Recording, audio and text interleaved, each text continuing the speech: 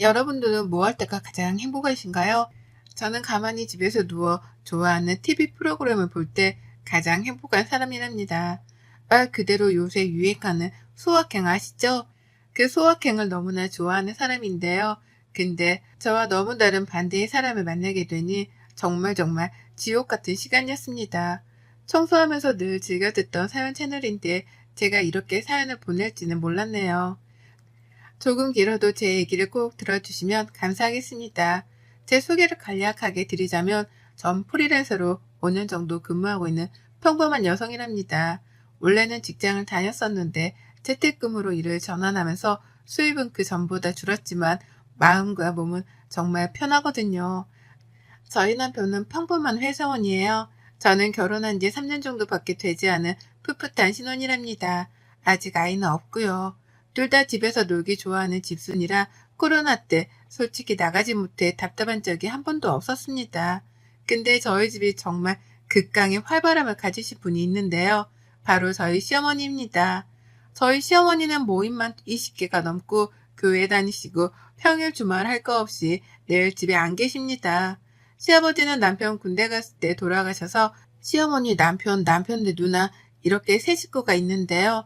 남편네 누나 저한테는 형님이시죠. 형님은 베트남에 남편이 가 있어서 지금 가족들이 다 거기에 가 있는 상태이고요. 여기에는 어머님밖에 안 계셔서 저희 신혼집도 그래서 시댁이랑 가까운 곳으로 했어요. 저희 친정은 두 분 다 일도 하시고 같이 계시니까 걱정이 안 되는데 남편이 시어머니 혼자 계시니까 좀 걱정이 된다고 해서 근처로 신혼집을 구했습니다. 근데 어머님은 거의 집에 안 계시기 때문에 만날 수가 없어요. 그런데 전화는 또 되게 잘하세요. 전화하셔서 매일 하시는 말이 다 초딩 같은 말씀이세요. 어떤 친구분 흉을 보시는데 제가 봐도 저희 어머님이 잘못했는데 자꾸만 자기가 무슨 잘못을 해서 그 옆에 내가 그러는지 모르겠다만 100번을 말씀하세요. 그리고 저희가 어머니께 소정이지만 용돈을 매번 드리거든요. 근데 그 용돈으로 어머님 외출에 비하면 정말 아무것도 아니에요.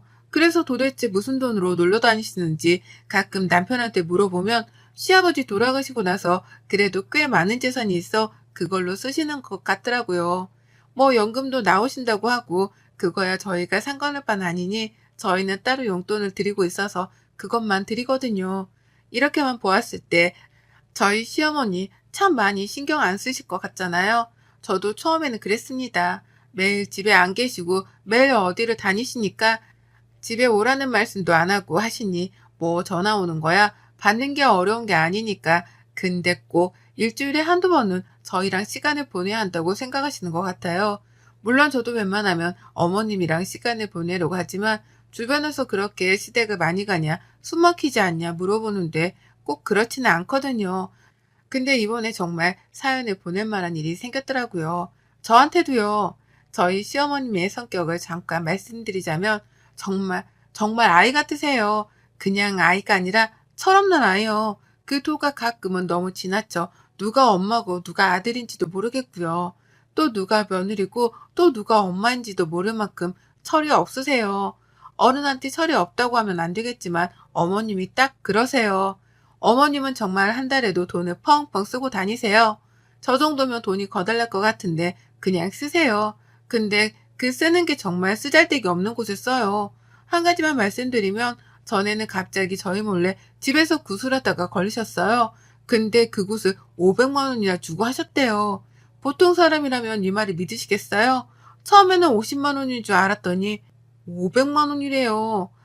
그래서 제가 왜 굿을 했냐고 여쭤보니 요새 집안 분위기가 우중충하고 자꾸만 자기가 아파서 모임에서 점을 보러 가니 그 무당이 굿을 하면 좋아질 거라고 한 두세 번 정도 하면 싹 사라질 거라고 했다는데 제가 봐도 딱 느낌이 오는 겁니다.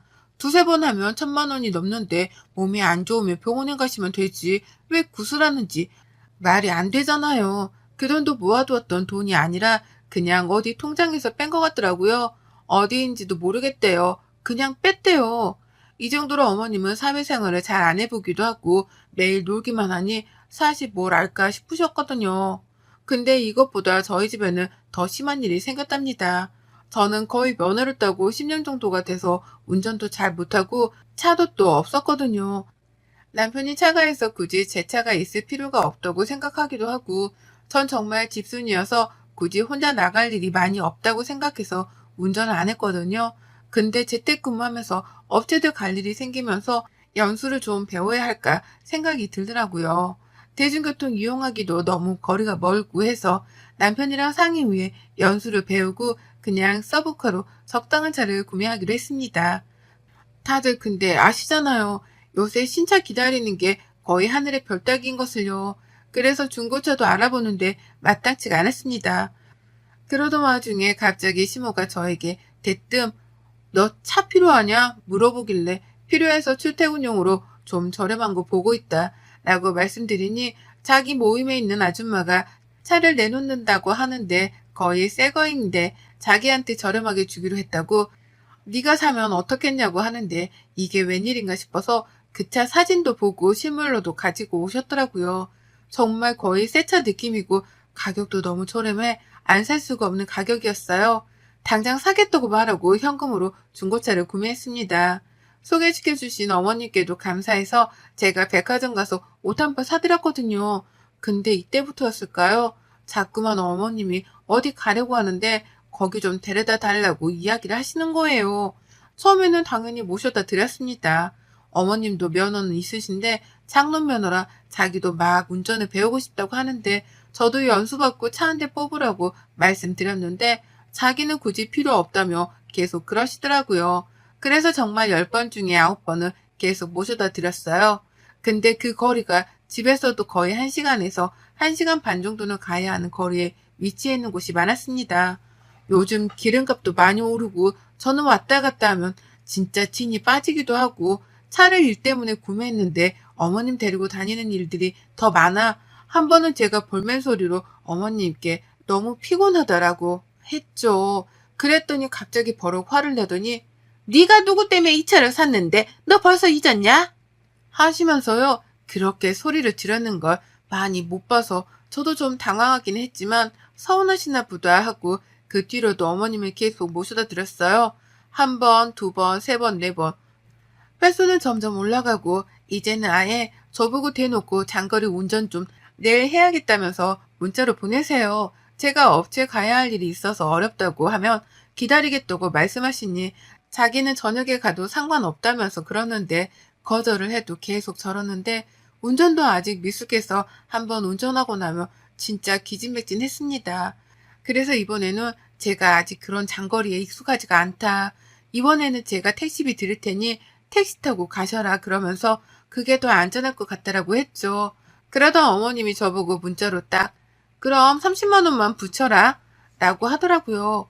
아니 30만 원이 누구네 개 이름도 아닌데 저렇게 하니 처음에는 기분이 많이 나빴습니다.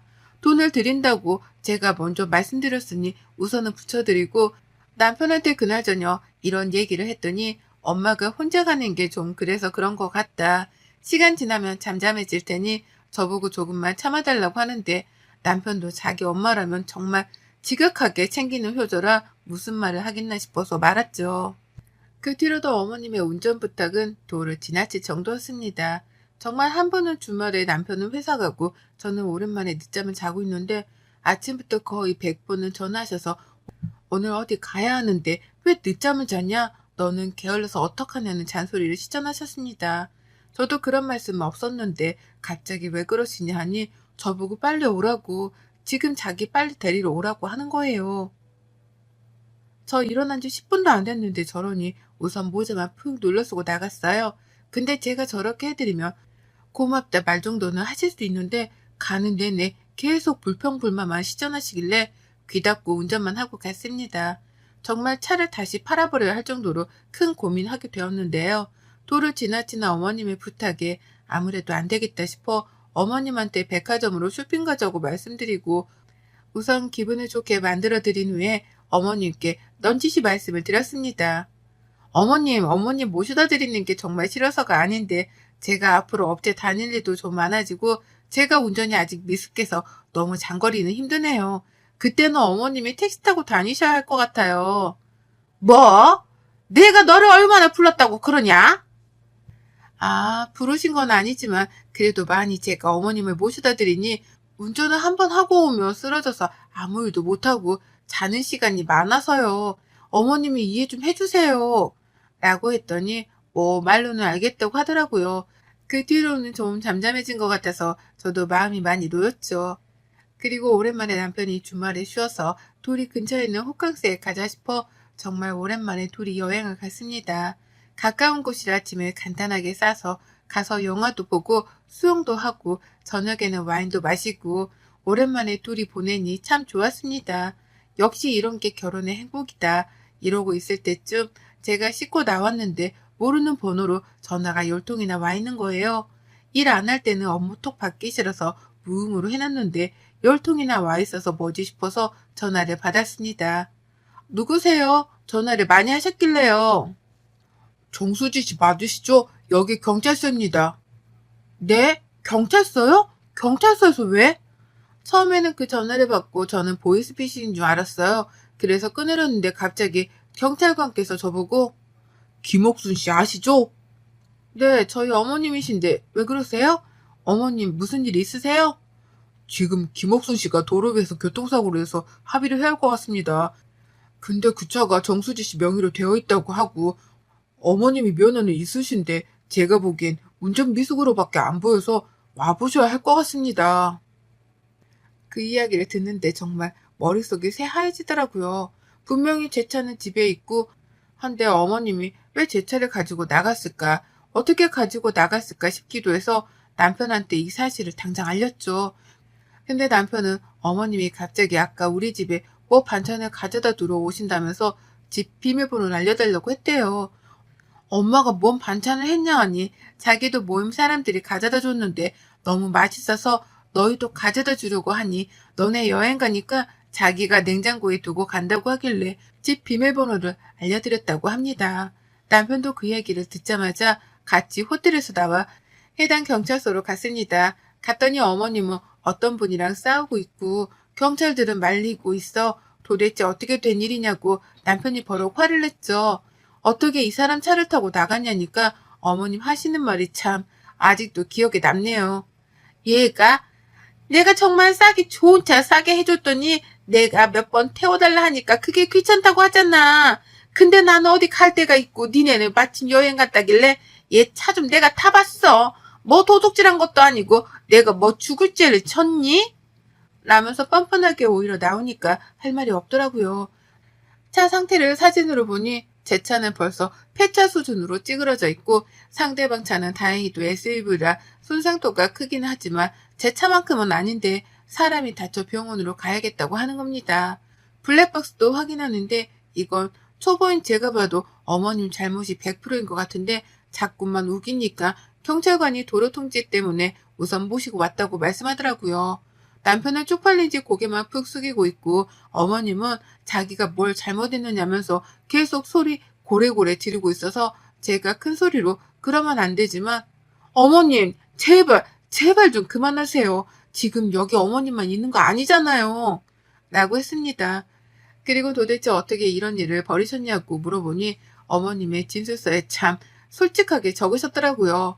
어머님은 저희가 여행 가는 걸 알고 남편한테 비밀번호를 물어 저희 집으로 들어오셨고 제 차키를 집어 차를 찾아서 도로로 나가는 순간 신호를 보고 가지 않다가 옆에서 오는 차와 부딪혔더라고요. 이건 근데 정말 도둑질이잖아요. 남의 차를 허락도 없이 타고 나가셨다는 게 몰래 쓰고 다시 가져다 놓으면 아무 일도 없다고 생각하셔서 그랬대요. 근데 제 차에 블랙박스도 있고 조금 생각하면 다 알 수도 있는데 모를 거라고 생각해 저런 행동을 했다니 이해가 가지 않고 또 너무나 어이가 없었지만 우선은 거기서 합의하는 게 가장 중요하다고 생각해서 먼저 보험사랑 이야기를 하고 다시 만나기로 한 후 경찰서에서 어머님을 모시고 나왔습니다. 남편은 도대체 무슨 생각으로 그랬냐고 난리치고 어머님은 내가 무슨 잘못을 했냐 그러고 그 뒤로도 저희 집은 전쟁 아닌 전쟁을 치르게 되었습니다. 우선 어머님이 사고에 피해 입은 분이 합의금 1,000만 원을 요구했고 어머님은 운전미숙의 면허증은 있지만 거의 장롱면허에 과실이 90% 나올 것 같아서 보험사에서도 그냥 합의하는 게 좋다고 했지만 어머님은 그런 돈도 없고 자기가 잘못한 게 없다고 계속 난리를 치셔가지고 지옥 같은 일주일이 흘러갔습니다. 저한테 사과 한마디 안 하시는 어머님을 보고 저는 있던 전까지 떨어져 버린 상황이고 남편 또한 엄마의 행동에 너무 화가 나 아무 말도 못하더라고요. 그러다 문득 도저히 어머님의 저런 엽기적인 행동을 볼 수 없었던 저는 시댁으로 넘어가서 이야기를 드렸습니다.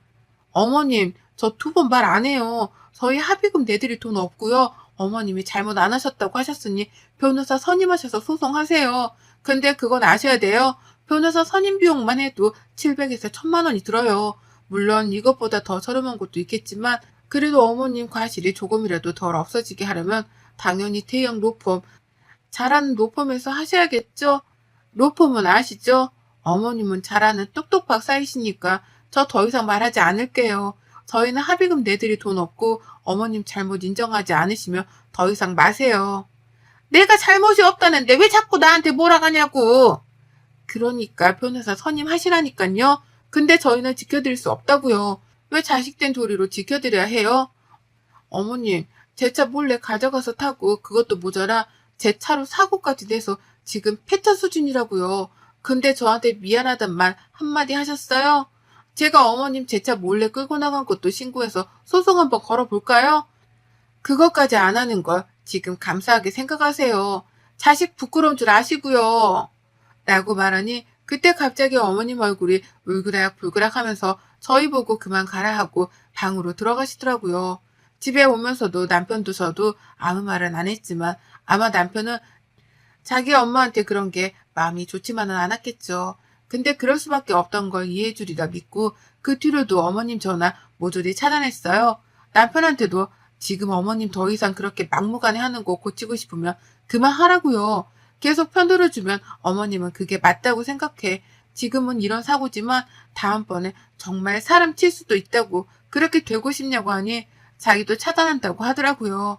그 이후 한 3일 정도 차단하고 전화를 안 받으니 집으로 찾아오길래 문도 안 열고 스피커폰으로 말했어요. 돌아가시라고요. 그랬더니 막 앉아서 아이같이 우는데 그래도 저 안 열어줬어요.